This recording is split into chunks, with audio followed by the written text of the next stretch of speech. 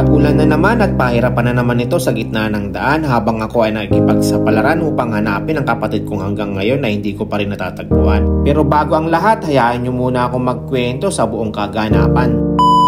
Araw ng ating kalayaan ngayon kaya binabati ko lahat ng kapwa ko Pilipino saan mang dako ng mundo. Malapit na naman matapos ang duty ko kaya after nito biyabiyahe ulit ako kahit maulan pa. Nais ko na rin pasalamatan lahat ng handang tumulong sa akin upang mahanap ko ang kapatid ko. Hindi ko na po kayo isa-isain kasi sa sobrang dami nyo pero wag po kayong mag-alala na babasa ko lahat ng komento nyo. Dito ko talaga napagtanto na sama-sama ang mga mabubuting puso sa page ko. Hindi ko man alam kung paano ako makakabawi sa inyo. Kaya ipapaubaya ko na lang ito sa ating poong may kapal upang suklian ang inyong ginintuang puso sa pagtulong. Lubos po kami nagpapasalamat ng aking pamilya sa walang sawang pagsuporta at pagbahagi sa mga video na ina-upload ko. Malaking tulong po ito sa aming paghahanap. Ako din po ay nagpapasalamat sa mga taong patuloy na nagdarasal para sa akin at sa mga taong lagi nagbibigay ng lakas ng loob at pag-asa upang ako ay magpatuloy. At muli, kasama ng aking buong pamilya, maraming salamat po talaga. Ito nga po pala ang dagdag impormasyon tungkol sa kapatid kong nawawala. Plus mag-10 taon nang nawawala ang kapatid kong may kapansanan, may sakit siyang epilepsy at paralisado ang kanyang kaliwang bahagi ng katawan mula sa kanyang mga braso, kamay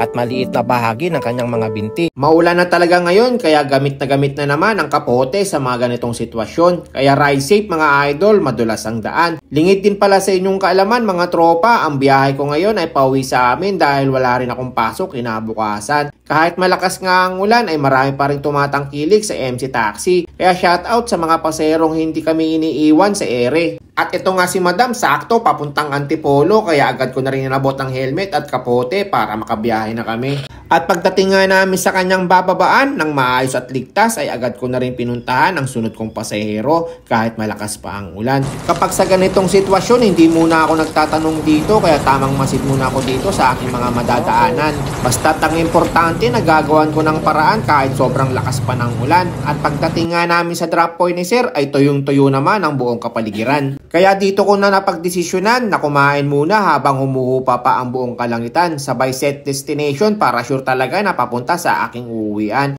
At konting sandali lamang ay si Madam ang kasabay ko kahit maulan. At habang nasa gitna ng daan ay biglang bumuhos ang malakas na ulan. Gayunpaman ay naihatid ko pa rin siya ng maayos at ligtas sa kanyang paroroonan. Kaya dito ko na napagpasyahan na umuwi na at pahupain muna ang ulan. Nabigo man ako ngayon sa paghahanap ko sa iyo pero hindi pa rin ako susuko at hihinto. Dahil alam ko nandyan ang Panginoon na handa akong gabayan sa lahat ng biyahe ko at nag-iisang prinsesa ng buhay ko na lagi nagbibigay ng pag-asa sa bawat laban ko. Alam ko may tamang panahon para matagpuan kita kaya tuloy lang ang laban hanggang sa makita kita. Huwag kang mag-alala, hindi titigil sa paghahanap ang kuya mo.